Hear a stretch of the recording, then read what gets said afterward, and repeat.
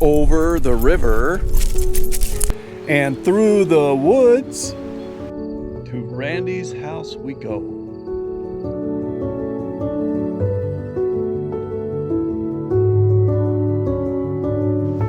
Okay, I was a guy in bad need of a vacation. So I gathered up Gray, the dog, we packed a Tacoma, and headed through Wyoming over to see Randy, up north to Montana, and over to the Pacific Northwest. I should tell you who Randy is. He's just my best friend I have in the whole wide world. However, due to royalties and residuals and so forth, we couldn't get our contract negotiation sorted out to actually get him on camera for this video. But he lives up in northeastern Wyoming, and that's where we're headed. With a quick stop first at the Green River here to wet the dog's feet.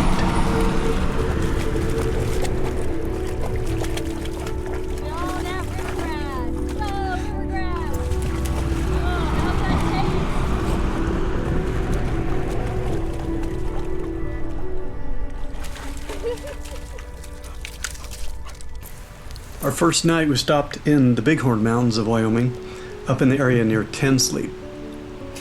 We kind of just passed through this area this time, but we've been here before and we've always loved it.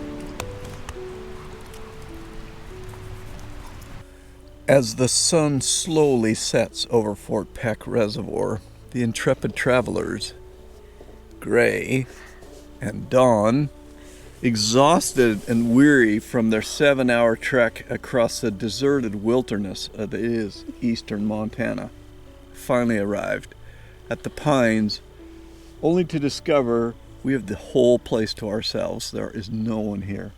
We were worried. There was one vehicle we were following in. We're like, that guy's probably going to get the last camping spot, but nope. No, there's no one here. We have the entire beach. Every camp spot's open. So the dog is currently sequestered in the truck, hating this nature. She doesn't like the little gnats that are out. So, but yeah, it's as clear a night as it gets, pretty much, after all the cloudy stuff back there at Randy's place. And there are frogs. And there are frogs, indeed.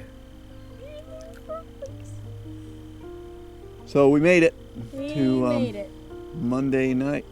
Is it Monday night? Yep. Yeah, it's Monday night. Let's not think about time while we're on vacation. Here we are on vacation at Fort Peck, and it's literally, there's no one out there. There's no boats. I mean, we saw one boat or two boats back by the dam, but that's about it. So we'll check in tomorrow. I think judging by the territory that we're in, we'll probably just head over to Glacier, but we'll check in when we got something more exciting to report. A frog. I'm sure he's cold and trying not to be noticed. So we shall leave him be. There goes Leeloo up to get Dad.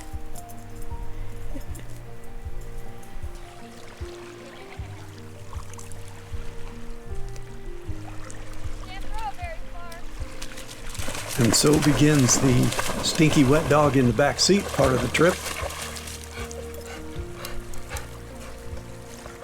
Dad, look at the stick, Dad, oh my God, I'm so excited, there's water in a stick, Dad, I'm just having the best time of my life, Dad, I don't know what was wrong with me last night, I was feeling kind of bad, but I'm having such a great time, Dad. I don't want it. Don't bring it to me. Hey, drop it, come on, you gotta drop it. Are you just gonna sit there and chew on it?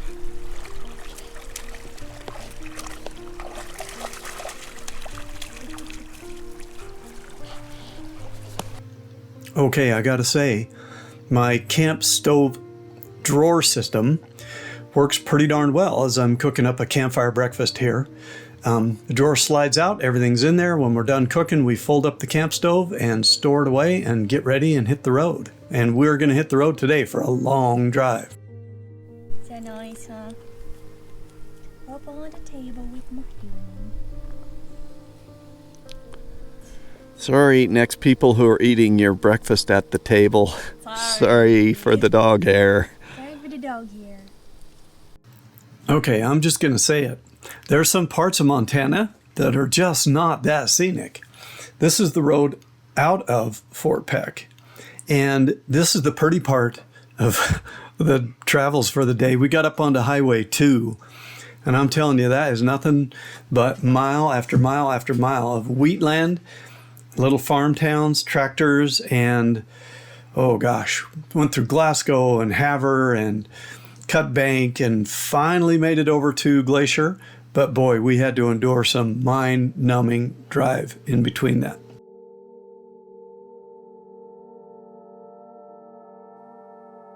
So when we built our first really rough plan for this fall trip, when we stuck Glacier National Park on the map or on the calendar, we just left ourselves a few days and we're like, well, we'll either spend a day there if it's really crowded or if it's miserable or if it's for some reason not great. And if it's great, then we can stay longer. What we wound up doing was the first night when we got there, the only place we could stay was at the KOA campground in St. Mary, I think it is, which wasn't too terribly bad. We had a tent spot that was at least in the trees and so forth. So we did the going to the Sun Highway from east to west the first day in the park. And then the second day, we did it from west to east. And that second day, the clouds had lifted, the weather cleared up a little bit, and it was quite a nice drive. I do think we got lucky as we were up there past Labor Day. So I think the worst of the crowds were gone, but it was still plenty crowded. There's a lot of people that visit Glacier. So if you're going to go and you want my recommendation, go late in the year after Labor Day and then, expect some crowds because they're still going to be there. I think it's going to be crowded right until the snow flies and they close the highways.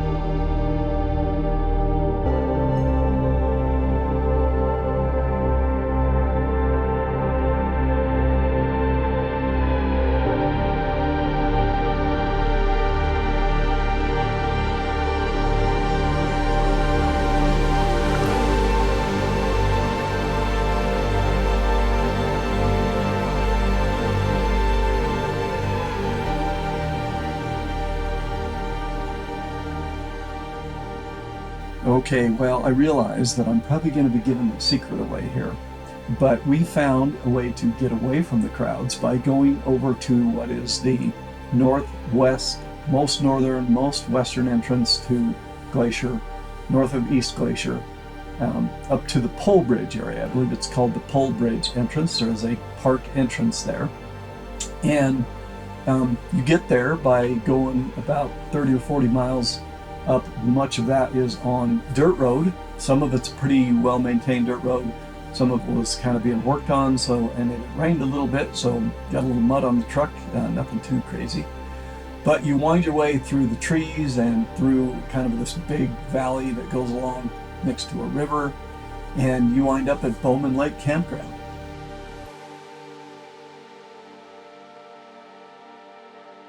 Bowman Lake does not even seem real. The water is crystal clear, and most of the time it was flat, just like it is right now. This alpenglow on the mountains as the sun went down the first night was breathtaking, and the next morning it was just as nice, and a little steam rising up off the water. So this turned out to be a great spot and a great place to wind up our Glacier National Park visit. Next up, Washington State.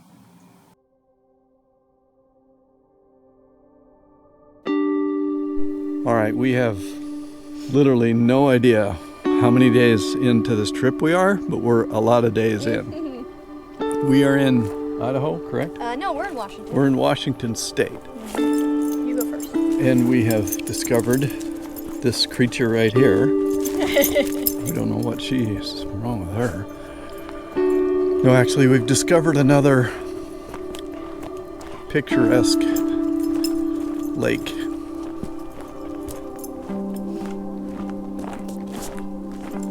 We're gonna walk you down to it. It's like glass right now.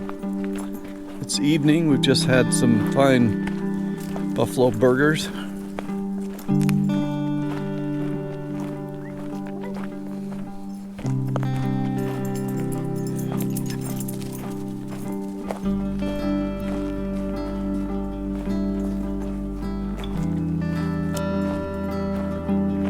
Fish are starting to jump.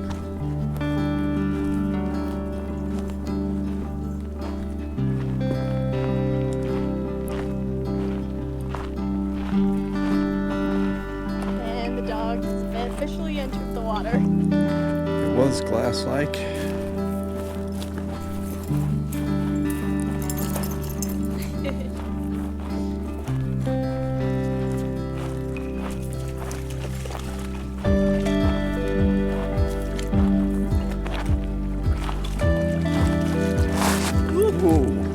All right.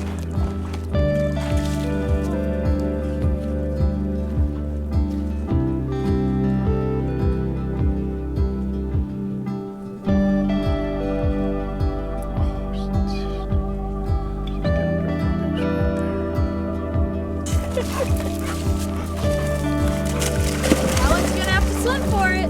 Go get it. What? I don't actually want to swim. I just want to wade. Come on, you can do it. Go get it. Come on, you got webbed toes. Go get it. You can do it. Come on. Oh man, just a bit too far. Go get it. Go get it. Come on. Go get it. Go get it. You can do it. Come on. Go get it. I was kind of hoping I could get her to just run after it and be in the water before she realized what was happening, but Not quite ready to graduate up to swimming. no. We'll get there. Let's see if we can get you swimming again. Ready? Go get it. Go get it. Go get it. Good. You got it. You got to get it, girl. Go get it. Good girl. Good girl. Good girl. Look at you. Good girl. Oh my goodness. Oh, you figured it out. Good girl. Oh, Deception Pass in Washington. I love this place. The current is just getting started. You can see it through the tree and out in the middle there. As the tide changes, it roars through this pass back and forth. We did have a little incident down on the beach with the dog. I had lifted the retractable leash, the hard plastic retractable thing, up over Gray's head to try to not let the leash wrap around her. The dog took off, hit the end of the leash. The hard plastic thing whacked old Gray right in the noggin. I was not that person's favorite camping companion for a minute. See? Hardly wounded at all.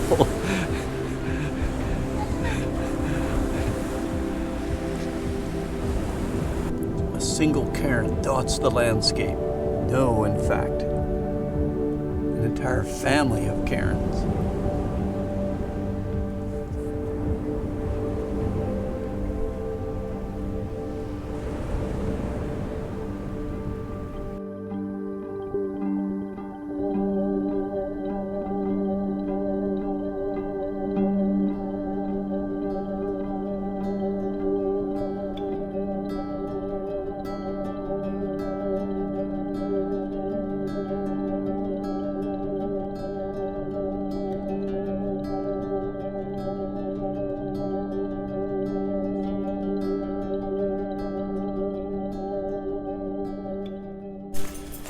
Okay, here we go. We're hiking out to get flattered at Cape Flattery. Look at that big tree pole. Probably slightly less risk of getting eaten by a mountain lion or a bear or Sasquatch on this trail. I don't know. Pretty thick out there. The sign says stay on the main trail too. Maybe it knows something we don't.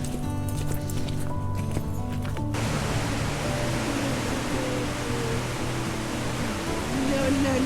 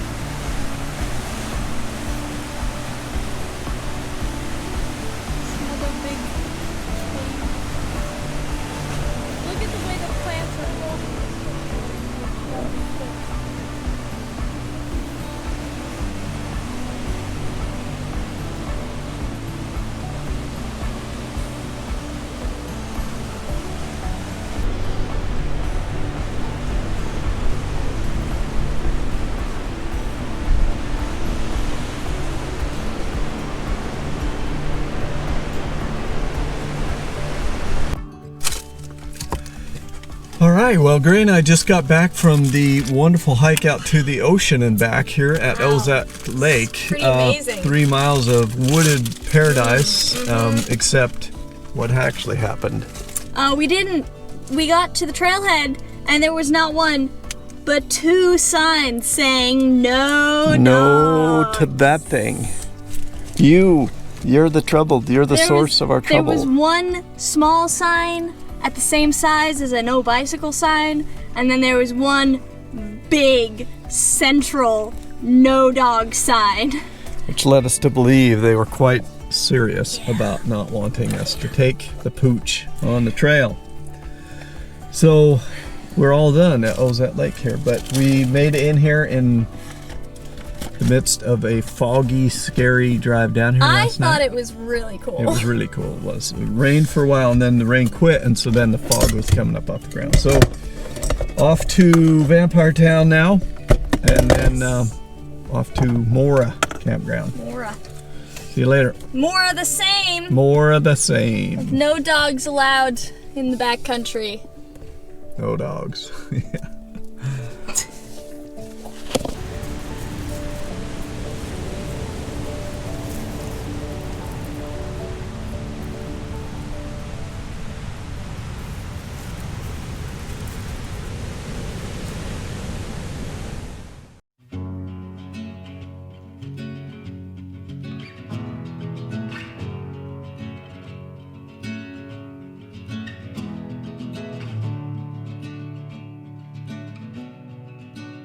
Wow, what a difference a couple of zeros makes.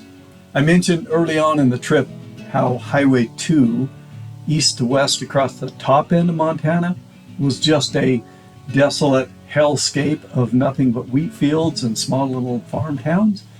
Highway 200, on the other hand, from roughly Missoula through to kind of the Great Falls area, going east to west also, but about a third of the way or 2/3 of the way further down into Montana, is absolutely beautiful. I believe the river that we were skirting here was the Blackfoot River, and we're backtracking a little bit here, but when we first woke up in the morning, these little patches of fog you can see here were laying right down in the river valley, so we were in and out of the fog, and there was little tendrils of fog reaching up into the trees all along the way, and this was just a beautiful spot. But yes, indeed, we are trying to work our way east a little bit and south a lot as we start to head back to Utah.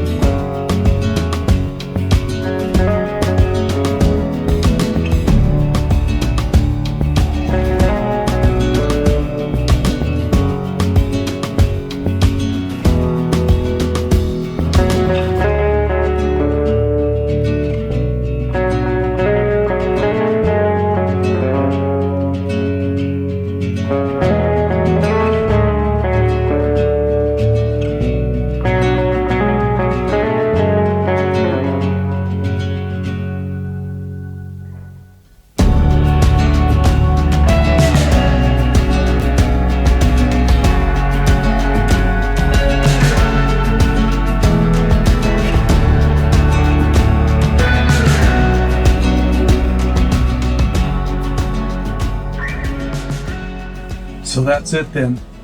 This epic road trip is finally coming to an end. We're headed back to Utah. I know for a fact, having checked a couple of times, that my inbox at this point was bulging at the seams. I am not looking forward to Monday morning. But we'll make it. We'll get back to Utah and slowly wind ourselves back into real life. See you next time around. Hope you enjoyed this trip. We sure did.